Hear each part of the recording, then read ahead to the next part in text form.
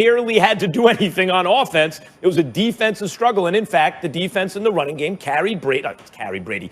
Game manager is not a dirty word. Be big on third down when you need to. Don't turn the ball over. Let the defense in the running game do their thing. And that stuff plays hand in hand. And it worked, right? It's like a positive feedback loop, and it worked. But that's how Brady won with the Patriots when last seen. And this season, what's happened so far? Like, why do we really like the Bucs? Because of Tom Brady? Well, certainly he's an effective game manager plus, on that team for sure. With those weapons, it's ridiculous. And he's looked very good. I'm not taking credit away from him. I'm being honest. He's looked really good, I think. He knows how to use those weapons. They haven't always been healthy. And I get it. Evans and Godwin and AB and all those guys. Yes, it's good. But guys, the defense is the reason that we think of the Bucs differently from some of these other high-scoring teams. It's the defense. You know what's the number one defense in the NFL by a lot of metrics? It's the Bucs, and most of them have them in the top 3 in the NFL. So if you're riding maybe the elite defense in the league, by the way, just look at what happened yesterday, right? We're talking about a game that is competitive until the second half when the defense clamps down.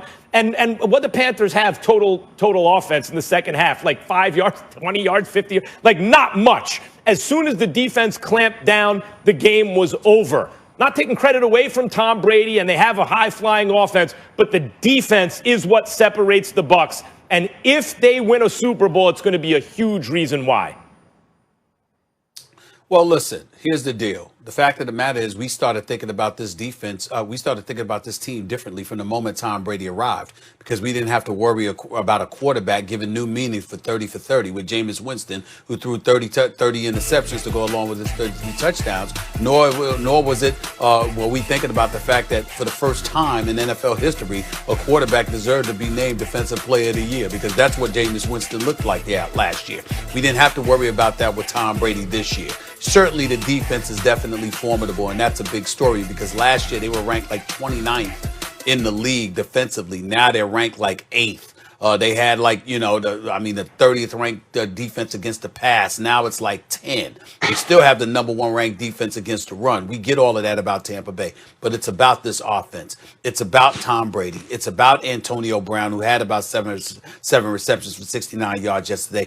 It's about him with Godwin and Evans and Gronk. Even though he only had 2 receptions for 51 yards yesterday, one was a 44-yard catch. We're just seeing him in big moments step up and really make his presence felt. With O.J. Howard being gone for the year, and you're looking at a situation where we've got Gronk to go along with Antonio Brown, Godwin, Evans. And oh, by the way, even though the numbers say Tampa Bay is like 23rd ranked in the run, Ronald Jones Jr. is averaging over 5 yards a carry. Leonard Fournette is averaging over 4 yards a carry. It's not like they don't have a running game. So they've got a running game. They've got pass blockers. They've got a passer in Tom Brady. They've got weapons at the receiver spot all over the place, with Gronk elevating his level of play.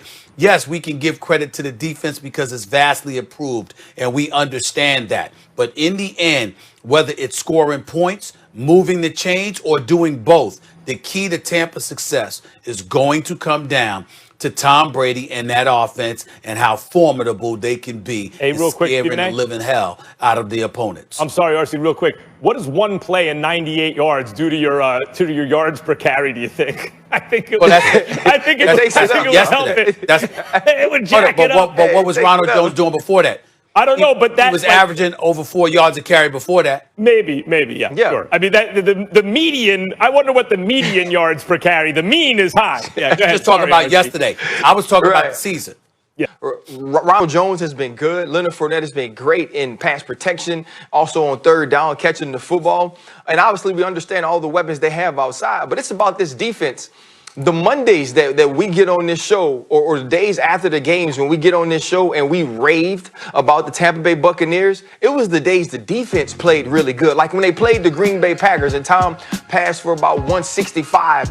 We weren't in here like, oh my goodness, this offense is so good, because it was 10-0, and then Jamel Dean gets an interception. And then the next drive, then Carlton Davis forces an interception with a PBU against Devontae Adams, and that's when the onslaught starts. And then the next week they play the Las Vegas Raiders, who are really good. football team, and we got Devin White with 3 sacks, 11 tackles. He's running sideline to sideline, blasting Derek Carr. And we started saying, okay, now this is the team, right? This is the most complete team in the NFC because we understand what they can do offensively, but when this defense shows up, it's different.